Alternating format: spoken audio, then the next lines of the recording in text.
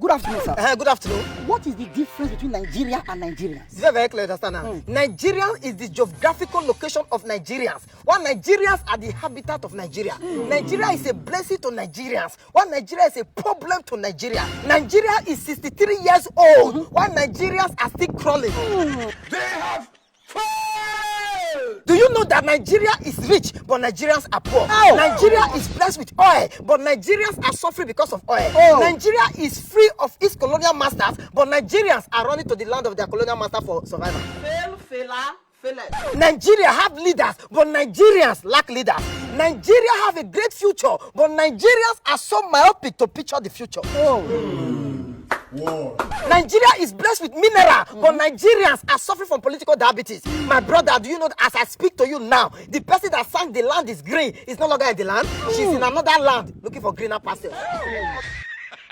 They told us that education is the key, but do you know that yesterday I see my classmates for international airport, they said padlock? This is a country where every man wants to trample on another man to be elevated. A country where professors are made professors just to announce the result when literate one theater office. As I speak to you now, do you know that the salary of an average policeman is 50 liters of fuel? From here to Shogotendo, that be the salary. My brother, do you also know that the salary of a soldier man is not enough for him to go and see his family to and fro? As I speak to you now, our scholars are flying out, our engineers are flying out, our doctors are flying out, our professors are flying out, our graduates are flying out, and still the economy of this country is yet to take off. As I speak to you now, 3 sets of people are left in this country. Just 3. Those who are running, One. those who are running for election, 2. and those who hit the ground running. Do you know that we are no longer a country? We are now a group of people waiting for their visa to come out. I'm trying to say. So you mean this full Nigeria now na embassy? Yes, those who remain and those who they deny. If Get out of here. My brother, Nigeria is blessed, but Nigerians are wicked. Every man is waiting for the next man to fail, and yet you want the country to succeed. Wickedness, bitterness, self-entitlement, immediate gratification is the fastest mobilization to corruption. You don't need transport. I want to harvest you. Do you know that in our country today, if you want to be a sinner, you go to the church. If you want to die, you run to the hospital. If you want to be corrupt, you go to court. If you want to be unemployed, you go to school. If you want to steal, you contest for election. Doing evil is not the new good, and doing good is not the new evil. Shall we continue to do evil that grace may abide? God forbid. Who cares? This is Nigeria, not America. This is the only country where our parliamentarians and lawmakers we gather together with big agbada just to shout the eyes have it, and yet the masses will never see it or get it.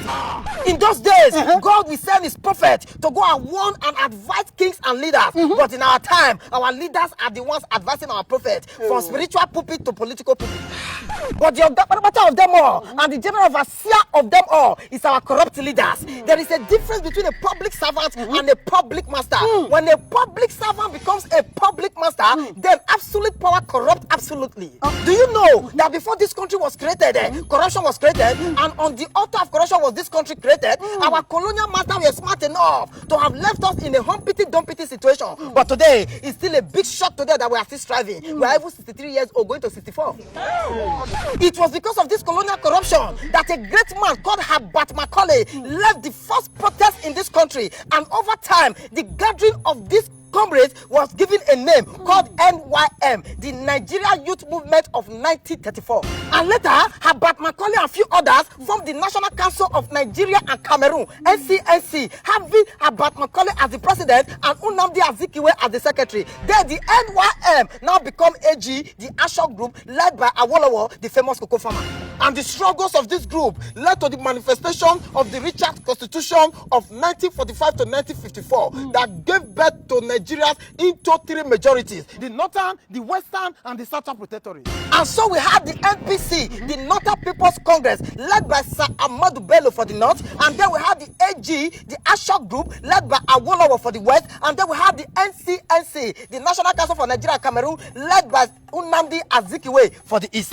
And this gave rise to the John McPherson Constitution that introduced the general election. And later, we had the Little Constitution of 1954 that led to centralizing the government and making Nigeria a federal system of government. The first election was conducted in 1959. We had the NPC and the NCNC coalition automatically made AG, the Ashok group, a major opposition party. Because of the coalition, they won. And this gave birth to Sir Tafawa Balewa as the Prime Minister, still under the tutelage of the Queen, and Nnamdi Azikiwe as the Governor General because of the NPC and the NCNC coalition. You see, Wait, may I go wash my eyes? my brother, this did not end well because the NPC later hijacked the government from the NCNC, which means there was crisis between the NPC and the NCNC as leaders of one government. And on the other hand, there was crisis in the AG, the action group between Akintola and Awolowo. So the Prime Minister then, Tafawa Balewa, declared a 6-month state of emergency in the West, and later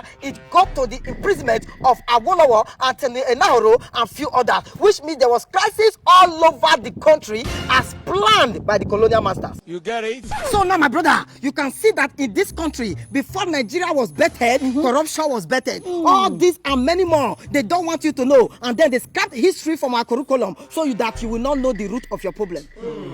If you don't get it, forget about it. My brother, we were born and raised in corruption. What we need in this country is a political messiah. And then every messiah must have believers, which is the people. If you have this generation and you think you have seen corruption, that means you have not read or listened to the story of the flamboyant Okotiebo. So my fellow Nigerians, it is the people that will define themselves for themselves so that they will not be swallowed up by political fantasies. It is time for you to know that you are the change you seek. It is time for us to quit the game blame and be the change. It starts for me and you. My brother, according to Joseph de Maistre, and I quote, every country has the government it deserves. So corrupt leaders is the government of them all. Corrupt leaders is the general overseer of them all. Corrupt leader does not live abroad. He lives in greed, wickedness, self-entitlement, and immediate gratification. Thank you. Thank you. Don't kill this man with grammar.